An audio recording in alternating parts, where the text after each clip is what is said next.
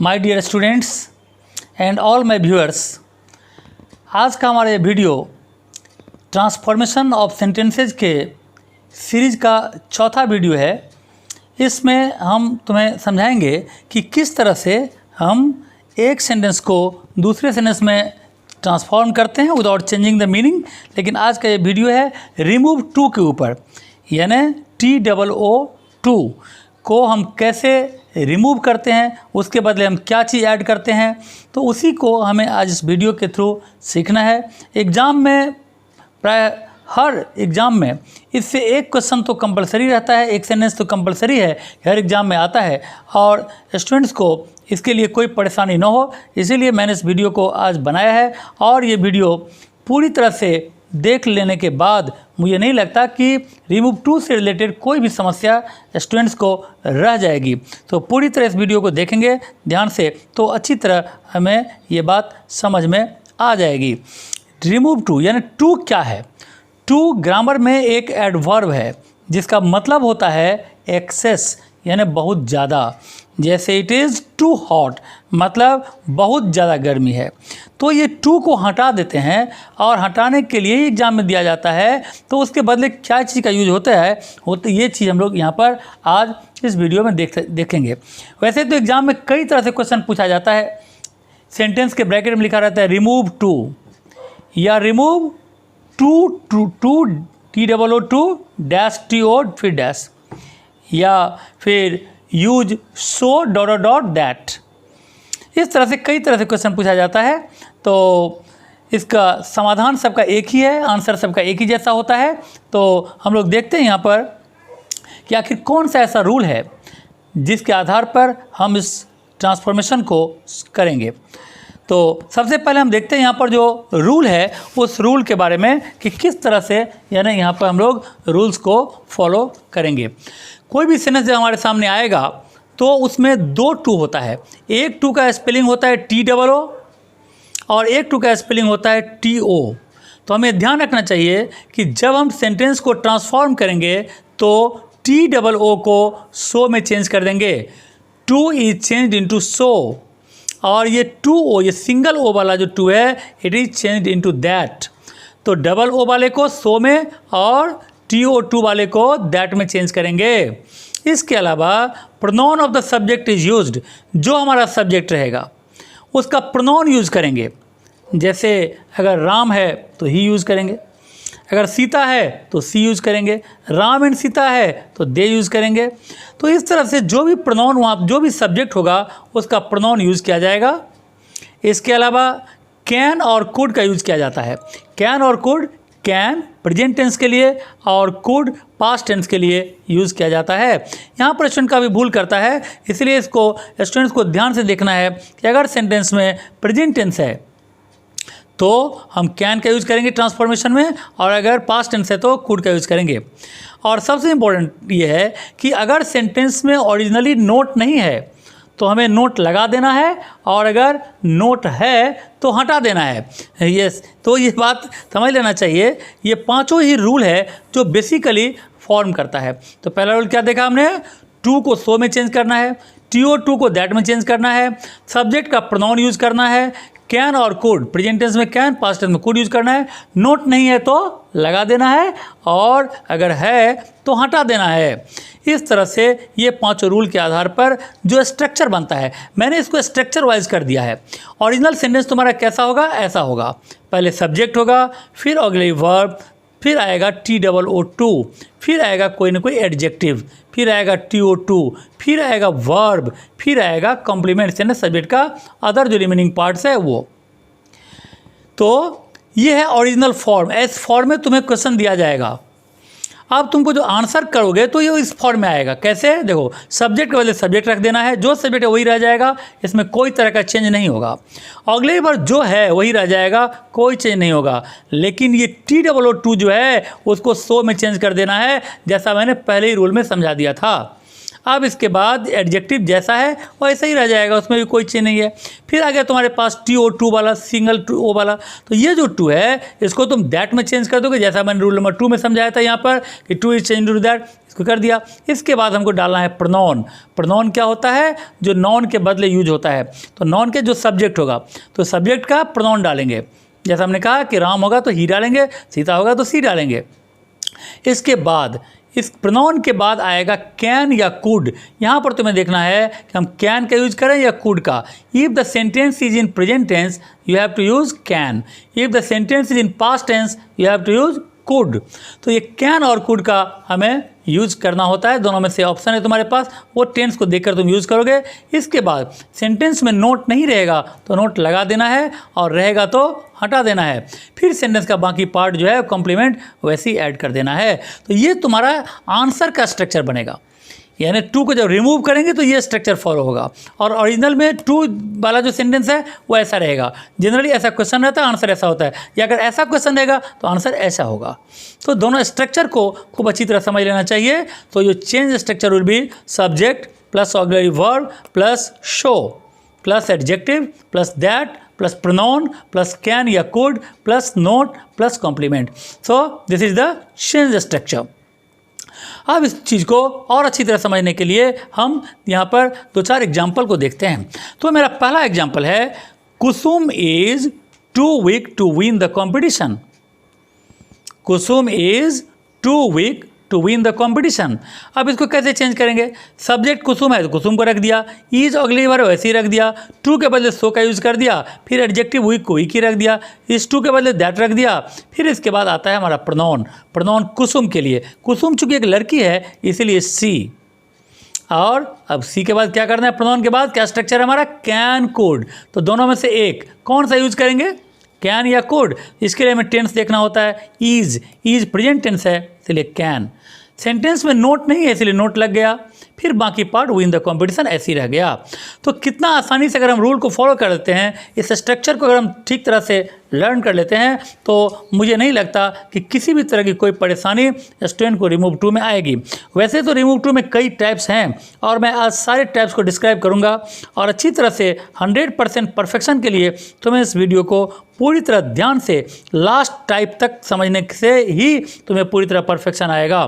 तो this was my first example. The second example is Ravan was, इस बार मैं पास्ट टेंस का दे रहा हूँ। Ravan was too proud to accept defeat. दोनों का मीनिंग भी चेंज नहीं होना चाहिए। जैसे पहला एग्जांपल मैंने क्या कहा, कुसुम बहुत कमज़ोर है, कुसुम इतनी कमज़ोर है कि कंपटीशन विन नहीं कर सकती। दूसरा पार्ट कहता है कुसुम इतनी कमज़ोर है कि she can not win the competition. तो दोनों का मीनिंग भी सेम रखना है, हमें ये ध्यान रखना होगा। Ravan was too proud to accept defeat. Ravan इतना अहंकारी था कि वो अपना डिफीट स्वीकार नहीं कर सकता था। उसको कैसे चेंज करेंगे? रावण को रावण रख दिया, वाज को वाज रख दिया, टू को सो में चेंज कर देना है, बार बार बोल रहा हूँ मैं। प्राउड को प्राउड एडजेक्टिव मेरा, इस टू को दैट में चेंज कर देना है, हो गया। इसके बाद दैट के बाद प्रोनाउन डाला जाता है। तुम्हारे स्ट्रक्चर में लिखा हुआ है दैट के बाद प्रोनाउन। प्रोनाउन क्या है? ही। यहाँ पर हम क्यों डाला ही? क्योंकि रावण चूंकि मैन है इसीलिए यहाँ पर ही। जैसे आगे बार में दिया था कुसुम के लिए सी, तो रावण के लिए यहाँ पर ही। इसके बाद यहाँ पर मैंने कुड डाला। कुड क्यों डाला? आगे बार तो कैन डाला था, क्योंकि ये वाज है और वाज पास्ट टेंस है, तो कुड डाल दिया। नोट नहीं है तो नोट लगा दिया, और फिर वैसे ही रह गया। एक्सेप्ट डिफीट वैसे ही लिख दिया। तो Ravan was too proud to accept defeat, Ravan was so proud that he could not accept defeat. दोनों का मीनिंग भी सेम रह गया, और सेंटेंस जो था वो ये टू वाला जो पार्ट था वो चेंज होकर सो दैट में चेंज हो गया। इस तरह से मैं तीसरा एग्जांपल दिखाता हूँ इस पर। और इसका तीसरा example, the box is too heavy to be lifted. Box, ये बक्सा इतना भारी है उठाया नहीं जाता। तो क्या करेंगे? द बॉक्स को ऐसे ही लिख दिया, इज को इज लिख दिया, टू को से में चेंज कर दिया, एडजेक्टिव हैवी को हैवी लिख दिया, फिर टू को दैट में चेंज कर दिया, एकदम कोई दिक्कत नहीं है। अब यहाँ पर ईट क्यों आया? ईट इसलिए है क्योंकि ये प्रोनाउन है। प्रोनाउन किसका? सब्जेक्ट का। Subject box. बॉक्स न तो इंसान है, न आदमी है, न लेडी है, न कोई जानवर। तो ये बॉक्स क्या है? निर्जीव चीज़ है, और निर्जीव चीज़ के लिए क्या यूज होता है? ईट, प्रोनाउन। तो ईट लग गया। अब चूंकि ईज है इसीलिए कैन लग गया। नोट नहीं है तो नोट लग गया, और फिर बी लिफ्टेड को ऐसे ही जोड़ दिया। तो तीनों ही जो एग्जांपल्स मैंने यहाँ पर दिया, इससे ये बात अब पूरी तरह क्लियर हो जाता है कि ये पूरा का पूरा रिमूव टू हमारे इस फॉर्मूला के ऊपर ही बेस किया हुआ है। So if anybody is quite sure, if anybody is quite interested to learn this one, you have to learn this formula also, you have to remember this formula also। Formula अगर learn है तो दुनिया का कोई भी sentence को तुम्हें change करने में कोई परेशानी नहीं होगी। ये जो हमने देखा ये एक जनरल टाइप है, ये टाइप 1 मैंने इसको कहा है, मैंने इसका नाम टाइप 1 दिया है क्योंकि ये जनरल है और ये यही ज़्यादातर यानी एग्जाम में इस तरह क्वेश्चन आता है, ये बहुत ही कॉमन टाइप है। लेकिन अब चलते हैं इससे थोड़ा सा डिफ़िकल्ट पार्ट में, जो मेरा टाइप 2 होगा। टाइप 2 क्या कहता है? When the sentence contents negative infinitive, जब सेंटेंस में निगेटिव इन्फिनेटिव हो। निगेटिव इन्फिनेटिव क्या होता है? जैसे अब देखो यहाँ पर स्ट्रक्चर 2 प्लस वर्ब, इन्फिनेटिव किसको बोलते हैं? अगर किसी वर्ब के आगे 2 लगा देते हैं तो इन्फिनेटिव हो जाता है। लेकिन तो यह है पॉजिटिव इन्फिनेटिव, लेकिन अगर इसमें नोट लगा हुआ हो तो वो कहलाता है निगेटिव इन्फिनेटिव। तो सेंटेंस में अगर निगेटिव इन्फिनेटिव हो या नोट लगा हो और फिर भी ये 2 प्लस वर्ब हो, 2 प्लस वर्ब तो रहेगा ही लेकिन साथ में नोट रहेगा, तो नोट वाले सेंटेंस को हम कैसे चेंज करेंगे जरा उसके लिए देखते हैं। पहला example, he is too intelligent not to solve this sum. ये नॉट टू सॉल्व मतलब ये निगेटिव, ये है निगेटिव इन्फिनेटिव, इसको हमें चेंज करना है। तो ही को ही रख दिया, इज को ही रख दिया, टू के बदले सो, बेसिक रूल। इंटेलिजेंट जो हमारा वर्ब है ये है एडजेक्टिव, उसको ऐसे रख दिया। दैट लगा देना है यहाँ पर, ये नोट तो हट गया है ना, तो नोट तो हट गया तो टू के बदले दैट रख दिया। इसके बाद डालना है प्रोनाउन, प्रोनाउन चूंकि यहाँ पर ही है इसलिए ही आ गया, प्रोनाउन का प्रोनाउन ही रह गया, और प्रेजेंट टेंस है इज इसलिए कैन हो गया, और यहाँ पर सॉल्व दिस सम ऐसे ही का वैसे ही लिख दिया। तो इसमें भी कोई परेशानी नहीं, ये भी आगे वाले रूल को ही डिफाइन करता है, उसी पर बेस किया हुआ है, और इस तरह से इसको हम उसी रूल के आधार पर इसको भी हम चेंज कर सकते हैं। फिर एक और एग्जाम्पल देखते हैं। Her voice was too loud not to be heard. उसकी आवाज़ इतनी जोर थी कि ऐसा नहीं कि सुनाई न पड़ने वाला, मतलब उसकी आवाज़ इतनी जोर थी कि सुनाई पड़ी। तो कैसे करते हैं इसको, चेंज करते हैं। हर वॉइस वैसे ही लिख दिया, वाज का वाज लिख दिया, टू को सो में चेंज कर दिया। एडजेक्टिव लाउड, लाउड ही रह गया, नोट हट गया, टू के बदले दैट रख दिया, और यहाँ प्रोनाउन रखना है। तो हर वॉइस मतलब वॉइस क्या है? इट, तो इट रख दिया, और यहाँ कुड इसलिए रखा क्योंकि वाज है, कुड बी हर्ड। तो इस तरह से इसको चेंज कर दिया। एक और एग्जांपल में देखते हैं। My brother is too brave not to win the race. मेरा भाई इतना बहादुर नहीं है कि रेस विन नहीं कर पाएगा, मतलब मेरा भाई इतना बहादुर है कि विन रेस कर पाएगा। तो my brother is so brave, to को सो कर दिया, कोई चेंज नहीं हो रहा है, से एकदम फर्स्ट जो एग्जाम्पल था उसी को फॉलो कर रहे हैं। My brother is so brave that, अब यहाँ ही आ गया क्योंकि माई ब्रदर के लिए प्रोनाउन यूज हुआ, और प्रेजेंट टेंस के लिए कैन हो गया, विन द रेस को ऐसे ही लिख दिया। तो ये एग्जाम्पल भी, ये टाइप भी पूरी तरह से टाइप 1 से ही मिलता है। इसमें ये पूरा जो टाइप 1 है हमारा वो एफर्मेटिव फॉर्म है, उसको निगेटिव में ले जाना है, और ये निगेटिव फॉर्म में है जिसको एफर्मेटिव में ले जाना है। ये पहला वाला यानी पॉजिटिव इन्फिनेटिव के ऊपर बेस है, और ये निगेटिव इन्फिनेटिव के ऊपर बेस किया हुआ है। तो इस तरह से ये दोनों रूल जो हम लोगों ने यहाँ पर देखा, इस रूल को हम लोग अच्छी तरह समझ गए होंगे, ऐसा मुझे पूरी उम्मीद है। हम देखते हैं टाइप 3 के ऊपर। तो मेरा जो टाइप 3 के ऊपर जो वीडियो होगा उस टाइप 3 को हम लोग देखेंगे यहाँ पर। तो टाइप 3 में क्या कहता है? Sentence containing the following words. अगर सेंटेंस में ये वर्ड आता है जैसे फॉर मी, तो उसको आई में चेंज कर देंगे। फॉर हिम, ही में चेंज कर देंगे। फॉर अस, तो वी में चेंज कर देंगे। फॉर देम, तो दे में चेंज कर देंगे। फॉर हर, तो सी में चेंज कर देंगे। जैसे अगर एग्जांपल दें, this box is too heavy for me to lift, यहाँ फॉर मी आ गया, तो मैंने क्या कहा? फॉर मी के बदले आई यूज़ करना है। तो क्या होगा? दिस बॉक्स इज, जैसे था वैसे लिख दिया, टू के बदले सो, हैवी रह गया यानी एडजेक्टिव, और यहाँ पर फिर यहाँ फॉर मी के बदले हमको क्या यूज़ करना है? आई, तो आई लिखेंगे, लेकिन उसके पहले टू का के बदले दैट यूज़ कर देंगे, और फिर फॉर मी के बदले आई। यहाँ पर थोड़ा सा टू के बदले पहले दैट आएगा, फिर फॉर मी वाला आई आएगा। फिर आ गया आई के बाद अब रखना है हमको ऑक्सिलरी वर्ब, कैन या कुड। कैन इसलिए क्योंकि इज है, प्रेजेंट टेंस है। फिर नोट नहीं है, सेंटेंस में से नोट लगा दिया, लिफ्ट इट को ऐसे रख दिया, तो लिफ्ट को ऐसे रख दिया। तो this box is too heavy for me to lift, ये बक्सा बहुत भारी है, मुझसे उठाया नहीं जाता, ये बक्सा इतना भारी है कि मुझसे उठाया नहीं जाता। दोनों का मीनिंग सेम रह गया और सेंटेंस जो है वो चेंज हो गया। तो फॉर मी के बदले आई। एक और एग्जाम्पल देखते हैं, यहाँ फॉर यू है, it was too easy for you to solve this problem, to solve the problem. तो सेम है, इट का इट, वाज का वाज, टू का सो। एडजेक्टिव ईजी ऐसी रह गया और यहाँ पर टू के बदले दैट हो गया। ये फॉर यू के बदले हमको यू रख देना है। अच्छा, यू में कोई चेंज नहीं होता है। इसके बाद चूंकि ये वाज है इसलिए कैन का कुड हो गया यहाँ पर, और फिर सॉल्व द प्रॉब्लम ऐसी रह गया। So it was so easy that you could solve the problem. तो ये हो गया हमारा, ये इस तरह से चेंज करेंगे। बाकी अगर फॉर अस के ऊपर, फॉर देम के ऊपर, फॉर हर के ऊपर भी रहेगा, इसी तरह हम लोग इस नियम को फॉलो करते हुए चेंज कर लेंगे। अब इसके बाद हम लोग चलते हैं टाइप 4 में। टाइप 4 क्या कहता है? When there is no subject, अगर कोई सब्जेक्ट ही नहीं है तो हम प्रोनाउन क्या यूज़ करेंगे?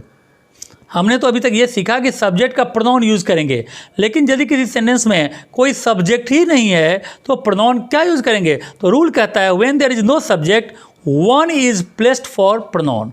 तो प्रोनाउन के बदले वन का यूज़ करेंगे, ONE, वन का यूज़ करेंगे। For example, it is too hot to work, इतनी गर्मी है कि काम किया नहीं जा सकता। तो कौन किससे काम नहीं किया जा सकता? मुझसे, तुमसे, उससे, इसके, किससे? कहने का मतलब है किसी से भी नहीं, इतनी गर्मी है। तो ऐसा सेंस अगर आता है तो वहाँ वन, कैसे?